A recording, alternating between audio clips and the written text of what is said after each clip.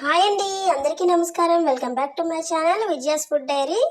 ఈరోజు మామిడికాయలతో కారం ఆవకాయ నిలువ పచ్చడి ఏ విధంగా తయారు చేసుకోవచ్చో క్విక్ అండ్ ఈజీగా తయారీ విధానం చూపిస్తున్నాను. ఒకసారి మీరు కూడా ట్రై చేసి చూడండి. ఈ విధంగా చేసినట్టయితే పచ్చడి పెట్టడం రాని వారు కూడా చాలా ఈజీగా పెట్టుకోవచ్చు. ఇప్పుడు తయారీ విధానం చూద్దాం. ముందుగా మామిడికాయలు తీసుకోండి. ఫ్రెష్గా ఉన్న కాయలు తీసుకోవాలండి. పుల్లగా ఉండాలి కాయ అనేది. పుల్ల మామిడికాయలనే తీసుకోండి. కారం ఆవకాయకి అవైతేనే బాగుంటాయి. ఇలా వాటర్లో వేసి కాయలన్నిటినీ శుభ్రంగా కడుక్కోండి.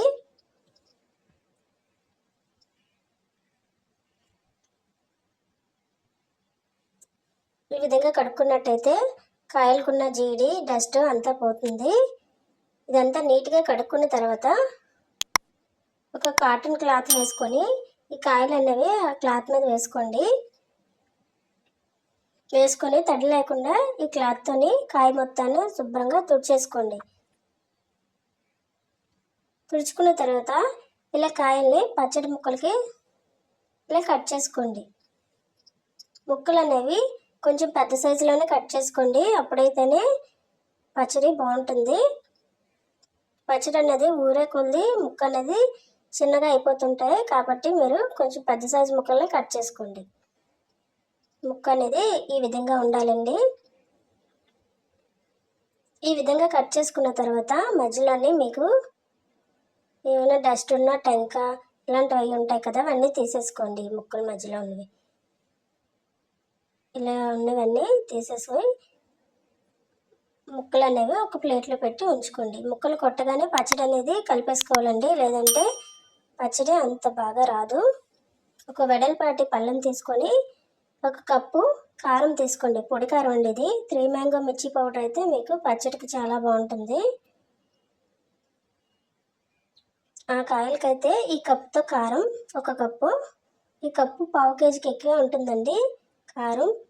కారం ఎంతైతే తీసుకున్నామో ఆవపిండి కూడా అంతే తీసుకోవాలి. ఆవాలు ఉంటే మిక్సీ పట్టి తీసుకోండి, లేదంటే బయట మార్కెట్లో ఆవపిండి అమ్ముతున్నారు కదా, అది తెచ్చుకోండి. 1/2 కప్పు సాల్ట్ వేసుకోండి. రాళ్ళుప్పు ఉంటే రాళ్ళుప్పు అయినా వేసుకోవచ్చు. నేనైతే సాల్ట్ వేసాను. కారము ఆవపిండి అనేది సమానంగా వేసుకోవాలి. 1/2 కప్పు సాల్ట్ వేసుకొని ఒక 2 స్పూన్ల మెంతులు వేసుకోండి. ఒక ఫుల్ కప్పు వెల్లుల్లి రబ్బలు తీసుకోండి. పైన పొట్టు తీసేసి వెల్లుల్లి రబ్బలు వేసుకొని ఈ మొత్తం ఇంగ్రీడియంట్స్ని ఈ విధంగా చేతితో ఇలా కలుపుకోండి. ఆవపిండి, కారం, మెంతులు, సాల్ట్, వెల్లుల్లిపాయలు ఇవన్నీ బాగా కలిసేలాగా ఈ విధంగా చేతితో ప్రెస్ చేస్తూ కలుపుకోండి.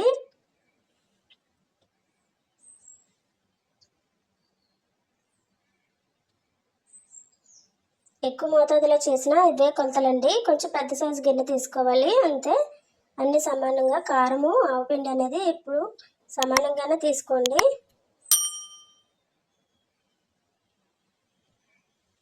ఇది పూర్తిగా కలిసిన తర్వాత ముందుగా కట్ చేసి పెట్టుకున్న మామిడికాయ ముక్కలు కూడా వేసేసుకోండి. అందులో ఆ కారంలో వేసుకోండి.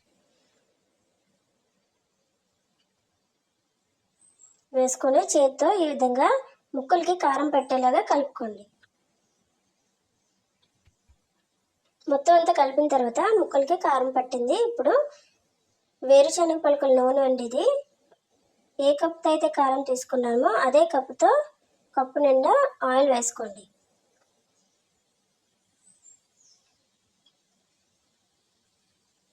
ఈ కప్తో 2 కప్పులు ఆయిల్ తీసుకోవాలండి. కలిపినప్పుడు ఒక కప్పు తీసుకోండి. ఈ ఆయిల్ ఈ కారం ముక్కలు అన్నీ కలిసేలాగా ఈ విధంగా కలుపుకోండి. ఇది మొత్తం అంతా కలిసిన తర్వాత ఈ విధంగా అవుతుంది పచ్చడి అనేది.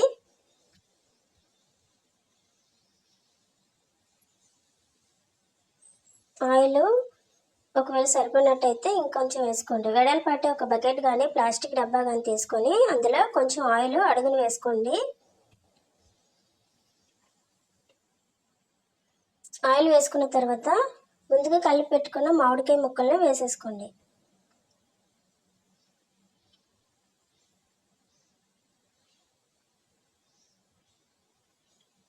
మొత్తం ఈ ప్లాస్టిక్ డబ్బాలో కలిపిన ముక్కలన్నీ వేసుకోండి. ప్లాస్టిక్ కానీ పింగాణి కానీ వాడాలండి పచ్చడికి. స్టీల్ డబ్బాలు అస్సలు వాడకండి. ముక్క అనేది చూసారా, కారము ఆవపిండి అన్నీ బాగా కలిసాయి. ఇదంతా మొత్తం అంతా వేసుకున్న తర్వాత ఈ విధంగా ప్రెస్ చేసుకోండి. ప్రెస్ చేసుకొని ఇలా మూత పెట్టి 3 రోజులు ఊరనివ్వాలండి. 3 రోజుల తర్వాత పచ్చడి అనేది రెడీ అవుతుంది. మధ్య మధ్యలో కలుపుతూ ఉండాలి ఒక్కొక్క రోజు. 3వ రోజు తర్వాత పచ్చడి అనేది చూసారా, నూనె అనేది ఇలా పైకి తేలిందో. అంతేనండి, ఆవకాయ పచ్చడి రెడీ అయిపోయింది.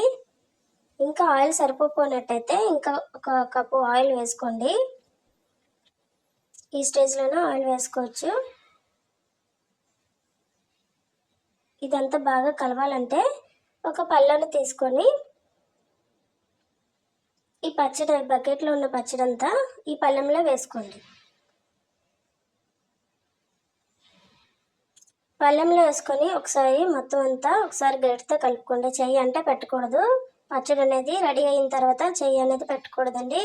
అలాగే గరిటెలు కూడా ఏమాత్రం తడి లేని గరిటెలే పెట్టండి. స్పూన్ అయినా సరే తడి లేకుండా పెట్టినట్టయితే మీకు పచ్చడి అనేది పాడవకుండా ఉంటుంది. మొత్తం అంతా కలిపిన తర్వాత ఇలా గాజు సీసాలో కానీ జాడీల్లో కానీ వేసుకొని నిల్వ చేసుకున్నట్టయితే మీకు కనీసం సంవత్సరం అయినా నిల్వ ఉంటుందండి పచ్చడి. ఒకసారి మీరు కూడా ట్రై చేసి చూడండి, చాలా బాగుంది పచ్చడి మాత్రం. బయటను కొనాల్సిన పని లేదు. ఒక 3-4 మామిడికాయలు ఉన్నా మీరు ఇదే ప్రాసెస్లో చేసుకోవచ్చు పచ్చడి అనేది. చూసారా ఎంత కలర్ఫుల్గా, ఎంత రెడ్గా ఉందో పచ్చడి. ఈ తయారీ విధానం కానీ మీకు నచ్చినట్లయితే పచ్చడి చూసారా, బయట మార్కెట్లో ఏ విధంగా అయితే ఉంటుందో సేమ్ అదే కొలతలతో అదే టేస్ట్తో మన ఇంట్లోనే చక్కగా రెడీ చేసుకోవచ్చండి. ఎంత కలర్ఫుల్గా ఉందో చూసారు కదా. నూనె అనేది ఇలా పైకి తేలినట్టు ఉంటేనే పచ్చడి పాడవకుండా ఉంటుంది.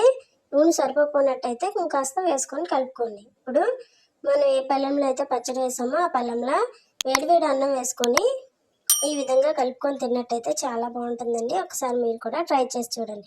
ఈ వీడియో కనుక మీకు నచ్చినట్లయితే నా ఛానల్ని సబ్స్క్రైబ్ చేసుకొని లైక్ చేసి షేర్ చేయండి. ఇలాంటి మరెన్నో వీడియోల కోసం బెల్ బటన్ని ప్రెస్ చేయండి.